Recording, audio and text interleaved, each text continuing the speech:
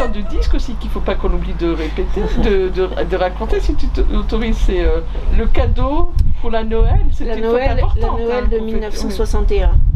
Lulu, mon futur mari, était mais on n'était pas encore, on n'est même pas fiancés. Hein. On est allé à la messe de minuit avec ma maman et ma sœur, René. Et à la sortie de la messe, on a vu arriver un jeune lieutenant. Madame, vous permettez que je sais que votre fille aime beaucoup la musique. Est-ce que je peux lui offrir ce cadeau en signe d'amitié? Alors, ma maman, elle aurait pu me dire, mais enfin, de quoi vous mêlez-vous? Il y a tout de suite eu quelque chose entre eux. Et d'ailleurs, ça s'est confirmé après quand vous êtes mariés. Elle le considérait comme un. Oui, c'était son fils. Oui, vraiment. Ah, c'est Lulu, elle disait toujours. Enfin là, elle ne l'appelait pas Lulu, elle lui a dit, mais oui, monsieur, bien sûr. Il s'était demandé tellement poliment aussi. Donc, il m'a offert un disque. Alors moi, j'étais ravie. Et je me suis dit après, mais ma maman, elle, quand même, ça a dû la surprendre qu'on vienne de m'offrir un disque alors que ce garçon, je lui en ai parlé, je lui avais dit, j'ai dansé avec un militaire au bal de la police. J'ai dansé, voilà, c'est tout. Mais j'avais dansé, ils savaient que j'étais musicienne, ils savaient. Ça fait beaucoup de choses pour je pense qu'elle n'était pas dupe du tout. En fait, on avait l'habitude de promener nos chiens respectifs. Lui, il promenait son Tarzan, un magnifique berger allemand, et moi, je promenais Jiki, le gros chien noir, adorable aussi de mon frère. Parce que mon frère tenait la librairie du village, donc voilà, moi j'allais promener. Et donc on promenait nos chiens, n'est-ce pas? Bonjour monsieur, bonjour mademoiselle. Et puis... Joseph et Joséphine, tes parents sont arrivés en France? À Agde. Son patron avait investi en France dans des propriétés, mais il lui restait des avoirs en Algérie. Et qui c'est qui a tout fait passer en France sur le compte de son patron? C'est papa. Donc il lui a trouvé un logement à Agde, dans l'endroit qui s'appelle la Tamaricière. Hein. Ils étaient là-bas, mais ils voulaient être indépendants. Même mes parents, ils ne voulaient pas dépendre du patron. Ils leur avaient trouvé ça, mais bon. Donc ils ont cherché. Et ma sœur Renée, ma troisième sœur, qui est la seule qui reste vivante avec moi, hein, on est les deux dernières, elle habitait, à l'époque, son mari travaillait à Cannes, donc ils avaient un appartement, donc mes parents ont cherché à se rapprocher plutôt de René, et ils ont prospecté, ils ont trouvé un appartement en copropriété à Antibes-Juan-les-Pins, enfin, c'est la commune de Juan-les-Pins, mais c'est Antibes, quoi. Et donc ils ont acheté là un appartement. Et après, ben, tous nos étés, on les a passés, enfin tous nos étés, quand on n'allait pas ailleurs, mais on allait passer des vacances chez mes parents à Antibes. Moi j'ai une tendresse pour le marché d'Antibes, ben voilà quoi. Par exemple, ma maman adorait, quand on était chez eux, elle adorait aller au marché avec Lulu. Parce que Lulu était comme elle s'attardait devant chaque étal. Et lui aussi, c'était un badaud. Alors, et quand ils allaient au marché, on ne savait pas quand ils allaient revenir. Tu nourris l'idée, le projet de retourner en Algérie? Oui. On devait y retourner en 2000.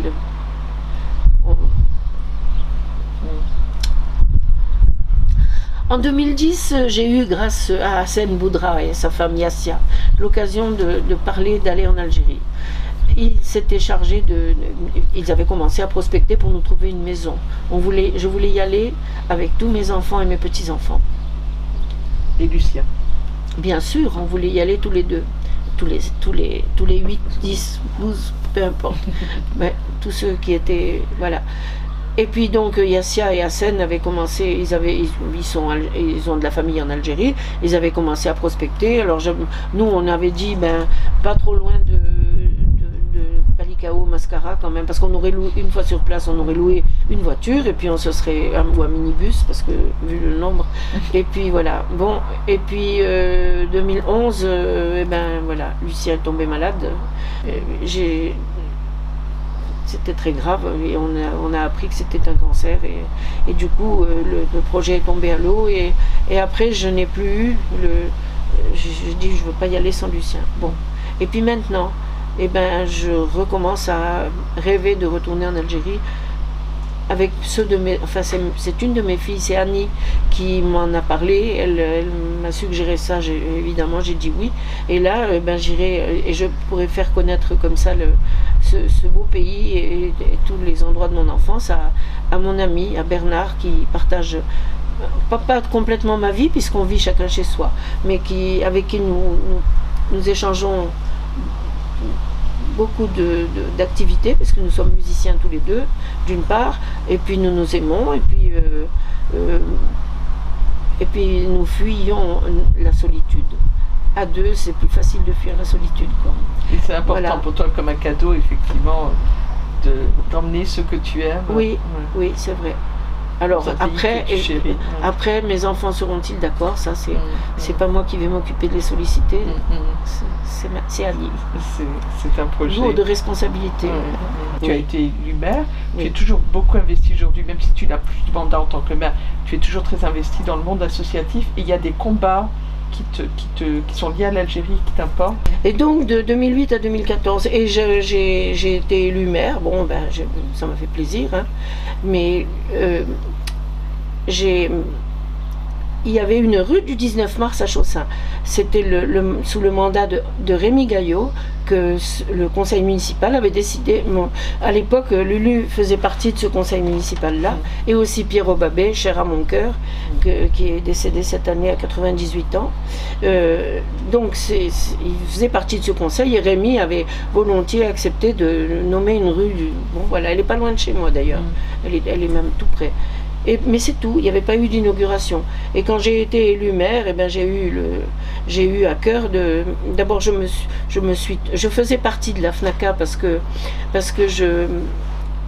Lulu avait été avant moi, et puis j'avais pris ma carte de sympathisante, et parce que je me considérais en droit enfin non seulement, je considérais que c'était un devoir pour moi de continuer à faire vivre cette association d'anciens combattants de la guerre d'Algérie, voilà, même si moi j'ai pas été ancien combattant.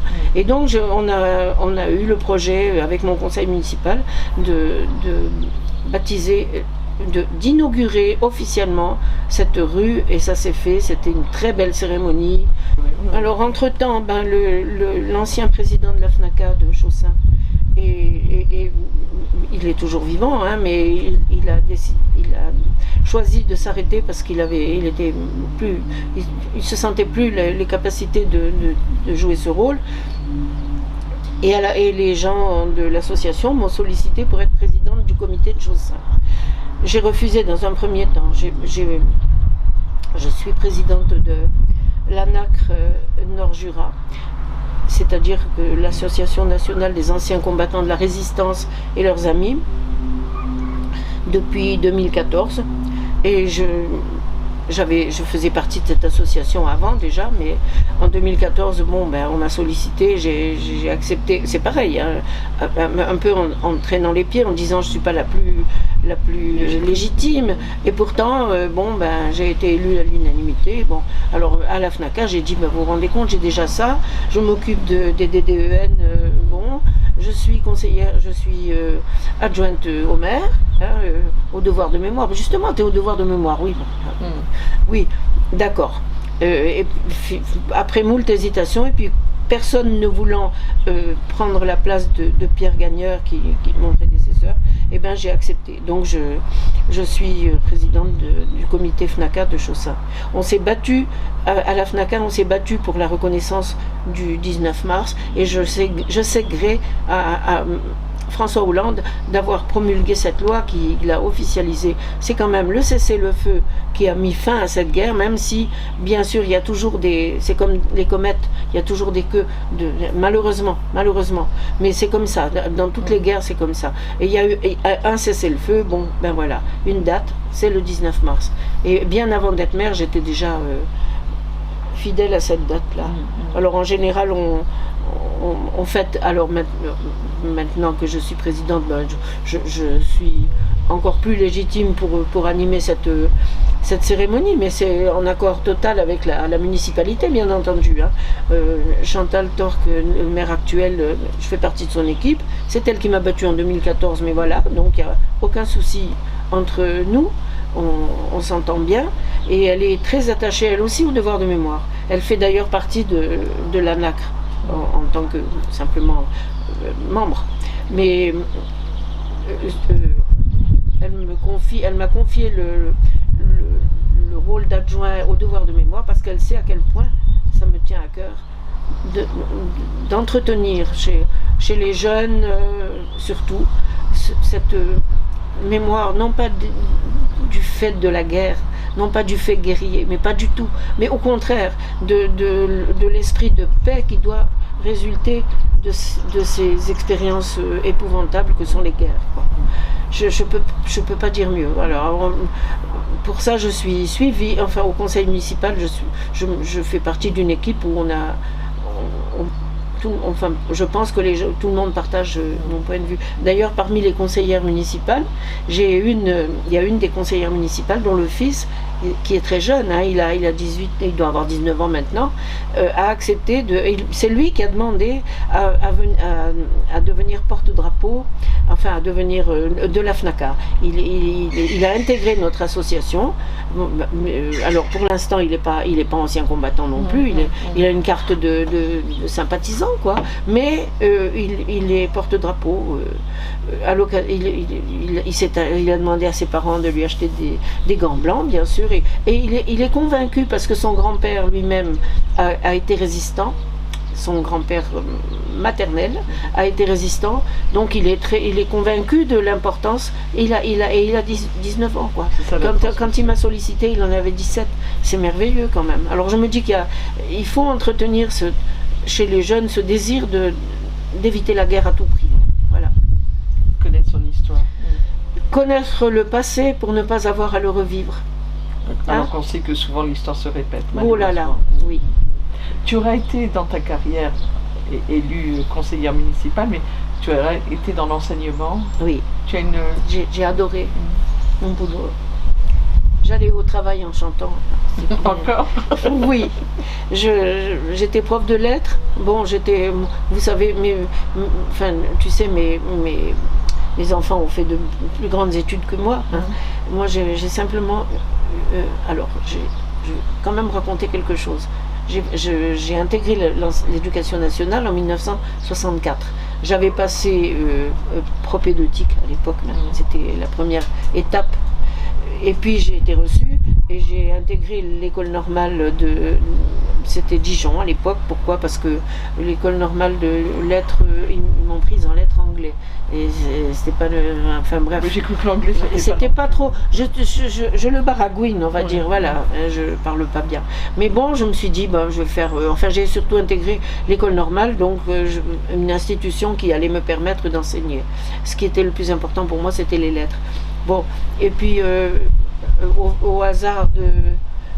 Enfin, j'ai donc intégré l'éducation nationale. Au hasard des années, j'ai fait de plus en plus. J'ai eu de moins en moins d'anglais enseigné, parce qu'il y avait des profs certifiés d'anglais. C'est très bien comme ça, très bien comme ça. Et puis moi, j'ai fait histoire géo. J'aimais beaucoup, vraiment, mais surtout musique. Alors j'ai demandé à changer de Valence, comme on dit, et de passer lettres musique. J'ai passé l'inspectrice régionale est venue, c'était Madame Habert, était IPR, elle est venue m'inspecter. Elle m'a dit, je suis venue vous inspecter pour la forme. Elle me connaissait parce que j'ai fait plusieurs stages de formation vocale et puis etc. Et de direction chorale aussi. Donc elle savait que je faisais mon boulot, quoi. Voilà, donc elle est venue. Donc j'ai changé, je suis passée lettres musique. Mais quand j'ai eu Marie, ma troisième fille, je me suis dit, t'as passé propédeutique, bon. Et puis tu t'es arrêté là, ta licence de lettres, quand même. Alors, eh ben, tu viens d'avoir une troisième fille, tu as un congé de maternité avec du temps devant toi, quand même. Annie avait 5 ans et Cécile avait 16 mois quand j'ai eu Marie. Mais je me voyais avec du temps et Alors, Lulu m'a bricolé un système avec la radio pour que pour que ça puisse se déclencher automatiquement. Il avait demandé à un copain qui travaillait à la SNCF un chronorupteur, et ça a déclenché automatiquement aux horaires voulus les cours que je ne pouvais pas suivre parce que j'allais suivre les cours à la fac de Dijon de temps en temps, mais pas souvent. Alors j'avais Marie au sein et j'entendais le cours de philo de monsieur Untel ou le cours de... Et je me dis que si Marie maintenant est prof de lettres, peut-être qu'elle a tété mon lait et en même temps elle a tété les propos. Je sais pas, c'est rigolo quand même. Mais j'ai eu ma licence. Bon, alors c'était pour rien, ça m'a rien donné du point de vue... Mais tu voulais boucler la boucle. Oui, du point de vue professionnel, voilà, je voulais boucler la boucle. Et puis, je parlais de la musique, mais la musique chez nous, c'est... Je ne veux pas m'attarder là-dessus parce qu'il faudrait un deuxième... C'est dans le sang. J'ai quand même... J'ai créé une chorale en 1977 à la demande de plusieurs personnes qui savaient que j'aimais bien chanter. Bon, alors, la chorale L'Alouette, je l'ai créée en 1977, la même année que Lulu a créé le club de handball à Chaussin. On s'est lancé dans la vie associative intense. Bon. Et en 77, la chorale L'Alouette existe toujours. J'y chante maintenant. Et maintenant, c'est François qui la dirige. Et puis, en 1983, donc, j'ai eu l'opportunité de faire un premier échange avec la Tchécoslovaquie à l'époque. Oui.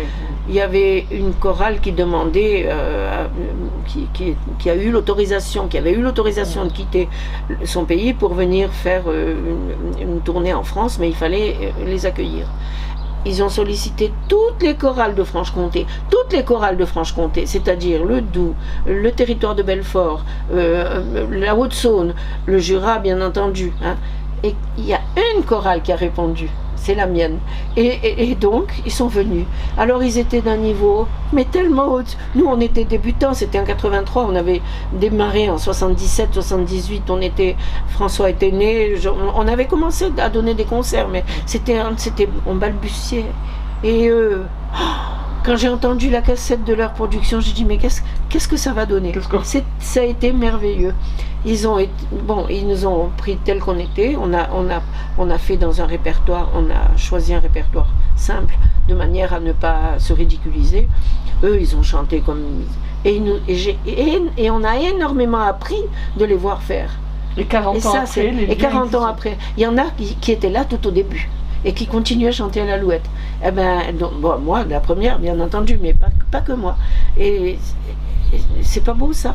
Et bon, on a fait après, j'ai embarqué dans leur choriste, il y avait une jeune femme qui s'appelle Maria Novakova. Et à l'époque, elle était jeune, elle est comme moi, elle vieillit, bon, voilà. Et elle animait une chorale d'enfants. Et moi aussi, au collège de Chaussin, je m'occupais de la chorale d'enfants. Et pourquoi on ne ferait pas un échange de chorale d'enfants? Oui, tiens, pourquoi pas? Et ça a failli se faire en 85, ça n'a pas pu se faire. Je ne sais plus pourquoi, il y a eu un refus administratif de leur côté au dernier moment. Bon. On a relancé ça en 87, et en 87, ça s'est fait.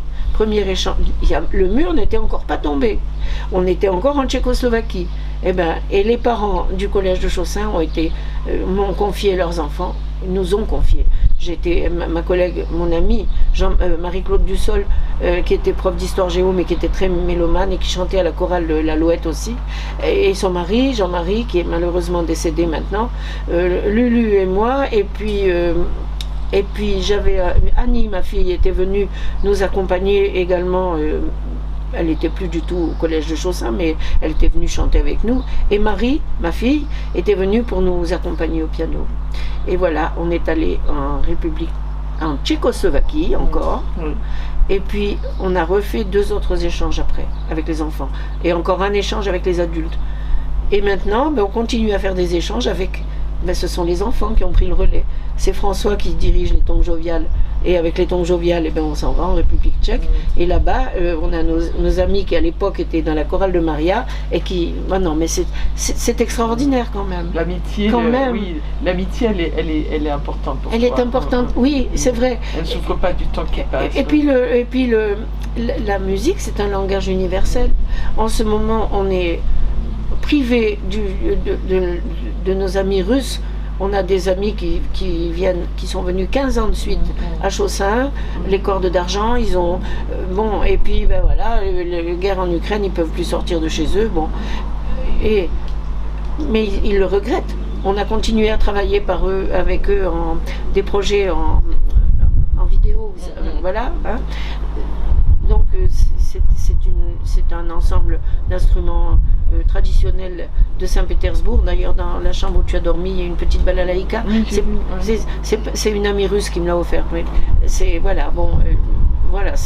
C'était un plaisir de chanter avec eux. On a chanté avec eux Carmina Burana à Saint-Pétersbourg en 2018. On y est allé, on a pas 2018, voilà, c'est encore. Mais après, il y a eu cette horreur de guerre.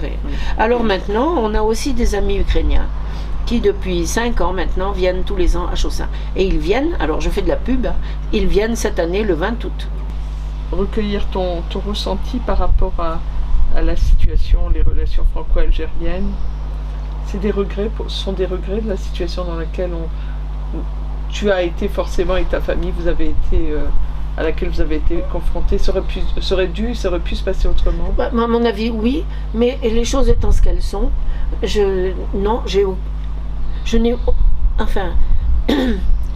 aucune acrimonie, par rapport à la situation telle qu'elle s'est déroulée.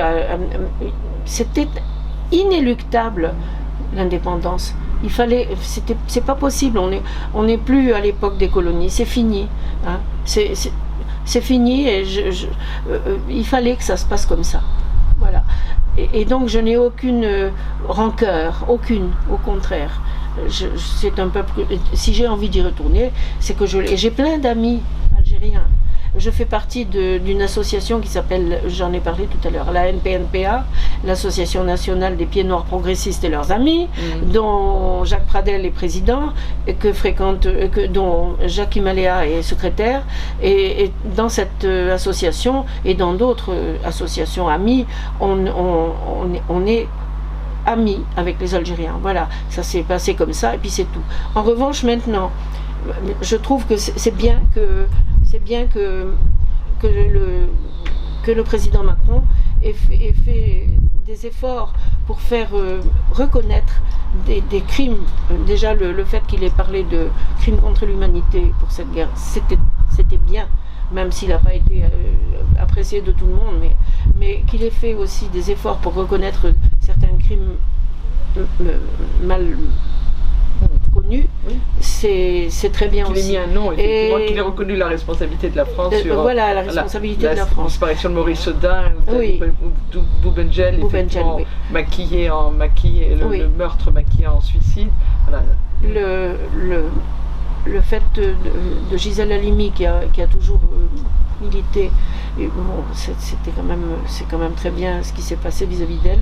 J'ai aussi beaucoup d'admiration pour... On parle de Germaine Tillon. Le travail de mémoire, il est aussi pour non pas cacher les réalités, mais aller de l'avant, il faut avancer, c'est ça que tu veux dire. Oui, c'est ça. Et puis parce que personne d'autre ne peut parler à ta place. C'était important pour toi. La transmission, tu l'as fait déjà à destination de tes enfants et tes petits-enfants, mais ton histoire, elle est pas unique. Beaucoup de gens de ta bien génération. Entendu, c'est un partage. Hein, et puis surtout, tu ne veux pas que quelqu'un d'autre parle. Tu ne voudrais pas que quelqu'un d'autre parle à ton nom. Ton histoire, c'est ton vécu. C'est vrai. Oui. Moi, c'est du ressenti, c'est du vrai, de toute façon. Les souvenirs que je relate sont tous réels.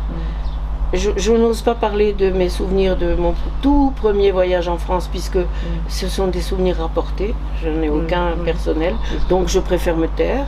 Mais ce que j'évoque, c'est du vrai. Et c'est une manière de rendre hommage à tes parents, à Joseph et Joséphine. Oh oui. Joseph et Josepha. Et Josepha, elle a eu un parcours. C'est terrible quand même. Ils sont arrivés d'Espagne parce qu'ils crevaient de faim. C'était pas lié à la guerre d'Espagne. Mais bon, ils avaient 8 enfants. Ils étaient jeunes. Ils sont arrivés à Benissaf, que connaît bien Pierre Testu. Oui.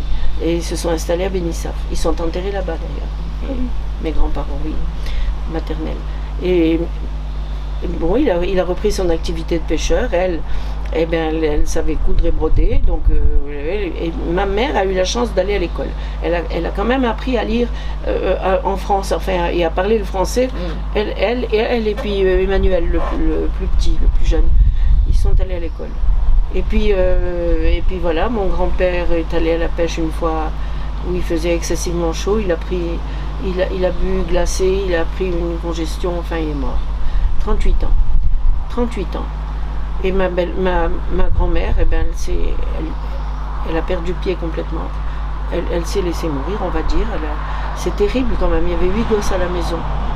Alors, voilà, des gosses ma maman, elle a perdu ses 2 parents en point de temps, comme on dit ici, en point de temps. Et puis, c'est Madeleine et Nicolas, les aînés. Nicolas était coiffeur et Madeleine était brodeuse. Madeleine s'est occupée d'apprendre la broderie aux filles et la couture, et Nicolas leur a appris la coiffure. Et il n'y en a aucun qui a mal tourné. Ils ont tous eu un boulot, et les voisins ont été, ma mère m'a toujours dit, les voisins étaient gentils avec nous. Vous voyez ces gosses qui s'élevaient tant bien que mal, le mieux possible, parce que attention, Nicolas c'était la poigne de fer, et Madeleine aussi. Il ne fallait pas rigoler avec la vertu des jeunes filles, mais attention, surtout sans les parents, quoi. Alors voilà le parcours de ma maman. Et bon, et donc pour elle la famille c'était essentiel, et pour papa aussi. Papa, lui, j'ai appris quand j'avais 35 ans que ses parents étaient divorcés. Il n'en parlait jamais. Ça se faisait pas à l'époque de divorcer. Et il évoquait ses parents et tout, mais toujours soit son papa, soit sa maman, jamais les parents. Et à 35 ans, c'est une de mes sœurs qui m'a dit, mais je crois bien que les parents de papa, je crois bien que nos grands-parents, ils étaient divorcés. Et je lui ai posé la question. Et il m'a dit, ben oui. J'ai dit, mais pourquoi tu nous en as parlé? Mais parce que pour moi, ça n'aurait jamais dû être. Et mon père était encore plus que ma mère attachée à la famille, et je comprends pourquoi. Mon père qu'on a vu en photo. Alors ça, c'est le papa de Lulu, qui est mort à 26 ans. Lulu n'a jamais connu son papa, parce qu'il est né 15 jours après la mort de son père. Et moi, je plains beaucoup ma belle-mère, parce que elle a accouché dans ces conditions-là, la pauvre. Après, elle a refait sa vie avec Albert Geoffroy, qui est un amour, la bonté même, on peut dire. Mais... Et qui a vraiment pris Lulu, oui, qu'il l'a élevé comme son fils, oui, oui, c'est sûr. Il l'admet, il était très, très... plein d'humour. C'était un paysan qui était très progressiste, il n'était pas... Merci d'être venu dans mon Jura. Que du bonheur. On boit bien, on mange bien. Oh, bon. Souviens-toi des Noëls de là-bas, toi ce soir qui est loin comme moi, loin de notre pays, brûlé